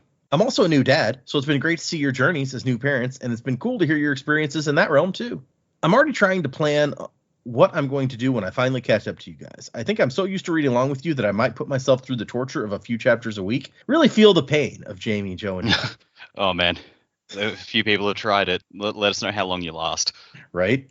"Great job. Keep this thing going. Keep up the good work. Ben from Boston. P.S. 5 stars on Spotify," and he attached the 5 stars. Thanks, man. That was a great email. Yeah. So, Joe, what do you got? Oh, man, what a great review that was. Thanks for listening. Appreciate you. You, my friend, you could be a slider. That's a good one. That's the one Wayne is, right? Or is... Yeah. I always mix Sliders are the ones that make super fast time. Yeah. I always mix up the names for the one that Wayne is and the one that Marisai is. Slider and She's a pulser. Yeah. Yeah. All right. Thank you, Ben. Next email is from Ashish. "I caught up again. Hey, Data and the Sanderlanchers." Cool band name. I caught up with you guys again, and this is my second time writing in. By the way, I finished book 3 and will start reading book 4. And I think Joe will have a higher than 8 rating for it after finishing it. Also, there's a predicament about what Joe's rating will be. Oh, book 4, huh? Well, we got a long way to go. Well, they say they just finished book 3, so it may be that they're saying you'll have that rating for book 3 because they just started book 4. I thought they said book 4. They just finished book 4. I mean, I guess that's still a long time until we get to that as well. Yep. Yeah, 30. What'd you say? 39 weeks? 39. Yep. 38 now. Dear God. I love hearing you guys discuss and predict stuff that's going to happen. You have kept going, kept bringing us new episodes, even when you have so much going on in your lives. For that, I'm really grateful. Hope to hear you till the end. Don't know where the end is yet. Recently, I heard Data live read the part with Nightblood and Seth, and I have to say, you guys should create a whole audiobook with the whole crew involved. It's another thing. I don't know shit if it's legal or not to do, but anywho. It is not. It's not. We would absolutely get a C&D. Yeah. Joe, didn't you read the Twilight books on YouTube or something? Yeah, I got a strike on that. Had to stop doing that. Yeah. I thought I had covered myself with some legal jargon speak at the beginning, but I was incorrect. But anywho, your narration was amazing, and I'm guessing everyone can narrate some characters so well as well. I mean, yeah, Joe and Dak would totally beat me on any sort of acting with their incredible acting talent. Yeah, you know, I've been really busy outside of the podcast, so I haven't had time, but I was looking at starting that YouTube channel back up and doing, you know, stuff that's in the public domain. But nice, yeah. Mainly Sherlock Holmes probably be good. I love good Sherlock fodder Holmes. for that. Yep. It's short, like bite-sized pieces that you. Yeah, that makes sense. Yeah. I my first thought was like, ooh, like Count of Monte Cristo is my favorite book, and that's in the public domain. But that is not short. Oh, is it? Way. No, it sure is not. That book is so big you could beat an intruder with it. Yep. Yeah, it's a behemoth of a book. I'm also subscribed to your Patreon at the Ska level. I don't know if I'll be assigned any Misting Power or not, but I've always wanted a reading order assigned to me by Joe. This actually a person who this was creating a library was their name that we did last week, I think. So maybe I should have read the email last week. But also, I'm not sure when this will be read. So if you're reading this at the time Joe knows all the radiant orders, please assign me one. No, we haven't gotten there. Nope. Let's play Kiss, Marry, Kill with Stormlight Archive characters. What do people think, and what are your answers? I'm guessing Dak is going to kill Moash. I'm gonna pass on this. I don't think this is a good game. Oh. Feel free to pass, Dak. Joe's like, I'm passing. Now you know what? Let's break away from the Moash thing. Let's kiss Shallan, marry Yasna, and kill Rashon. There we go. Man, you're actually not far off of what I was thinking.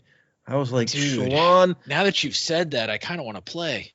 Shallan would be a lot of baggage to marry, I feel like, but she seems like she could also be a lot of fun to like hang out with. So I could totally see that. It's like not like a long-term relationship thing, but you know, a fun person to be around.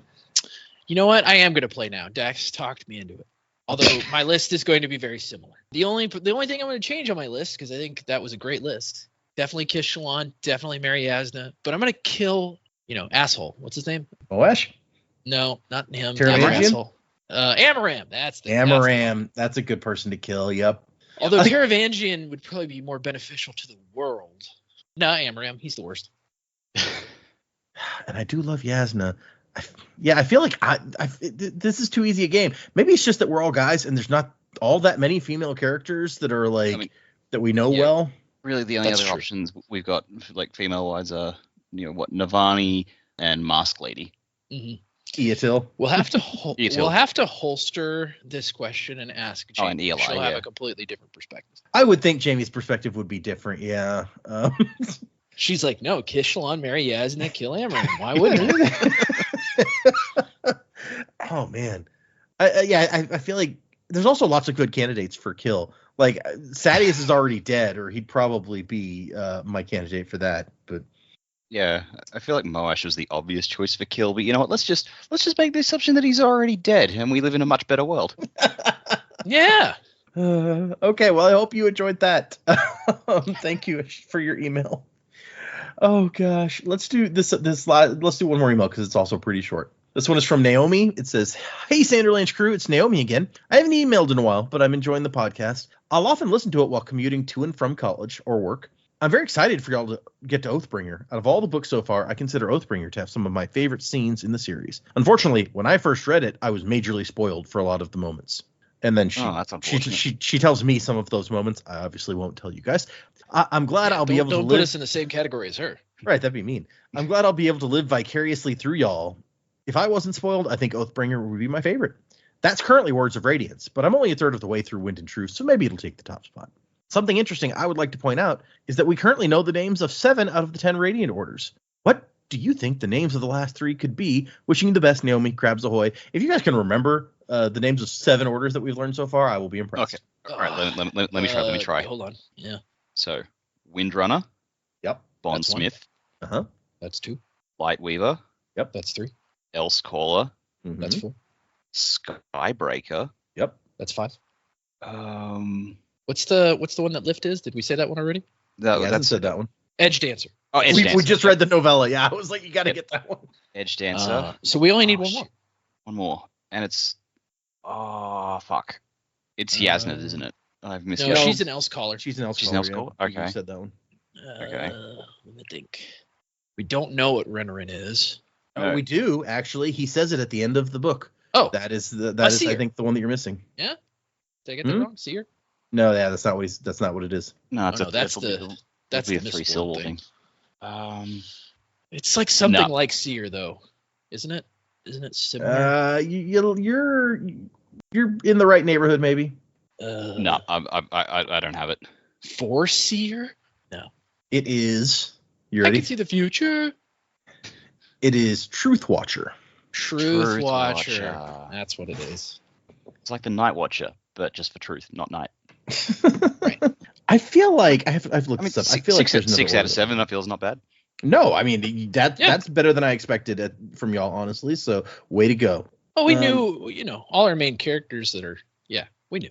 See, I knew there was one more that we read in Words of Radiance because we're told that there's an order that they don't like their name. They prefer to be called something else. And it says that Okay. the Dustbringers did not like Dustbringers. what they were called because it sounds too much like Yeah. Voidbringers. Yeah, well, They and prefer- also Dustbringer sounds just like a crappy name anyway. It says they prefer to be Yeah. called the Releasers. That also is I was not about to good. say it's not Ugh. better than Dustbringers. No. But so Both of them so are just making things dirty. we knew at least, or we'd heard at least 8 of them. So there you go. Yeah. Okay. Yeah, Dustbringers, Releasers. What are they doing? I think Dustbringer sounds cool just because it sounds like kind of ominous. Yeah, maybe if it was like, I don't know, Windbringers, it'd be more interesting. But they don't bring the Dustbringers. wind; they bring the dust. Well, I don't. Do they actually? Is that what they do? We don't know. We have no idea. Ugh. Good times. Good times. So what they're trying, like they said, guess what the last 2 would be. Yeah. I think it said. Do you have any ideas about what the rest would be? I forgot that part of the question until you said it. Thank you. Okay, so basically, what are the last 2? Ooh. Don't know how we would make a guess on this. Oh, I was going to say they all have to be 3 syllables. No, they don't. Bondsmith. Okay. But they're all like 2 words, kind of. It's like Bond and Smith, Dust and Bringer, yeah, Light Weaver. Skybreaker. I'm just trying to make something up. Shit. No, I got nothing. I'm trying. I got nothing. Fair. Okay. It's like Yeah, I could sit here for another 10 minutes trying to think of something, and it might be great, but we're not going to waste anyone's time. Let's see. We've got. Well, they all do something, right? We got Caller, Bringer, Smith, Watcher, Runner, Weaver, Breaker. Runner, Breaker, Dancer. Dancer. Yeah. So maybe it's another like word like that. But yeah, I get Evil Reaper. Yeah, Ooh, that'd be a good one. They reap the evil. they reap the evil. Breaker. But yeah, it would be really hard to just randomly try to pick one out of thin air for that. But not a bad try, y'all. Yeah. Okay, that's almost all of our emails. We have one more that we'll save for next time. Thank you, people who emailed. If anyone would like to send us an email, the address is thesanderlanch@gmail.com. You can find us on Instagram and Blue Sky. And Patreon, where I'm continuing to post my reactions to Wind and Truth for the first time.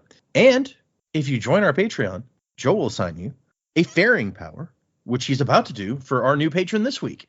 Joining us at the misting Oh level boy, is Connor. Connor. Man, I don't know what power to give you. Let's see. What would I want? I do like Archivist, but I think I'm gonna make you a Fire Soul. Yeah, I like that one. Nice. That one sounds cool, I have to say. So thank you, Connor. Thank you, all of our patrons. You guys are awesome. Thank you to everyone out there on the Discord, people leaving us reviews, people just showing up every week and listening to us ramble on about these books. We appreciate you all. You're awesome. Remember, we are doing 3 more chapters for next time. That's chapters 4, 5, and 6. So if you're reading along, read those. Music by Miracle of Sound and Wasing to the Time of Next. Colo, P.S. Fasher. Crabs a hole. Coronas wide, supernovas die, fractured in the fateful fall of man. Feel a heart raging, of a strength unseen, unity will bring the upper hand. So look to the break of dawn, to the break of dawn.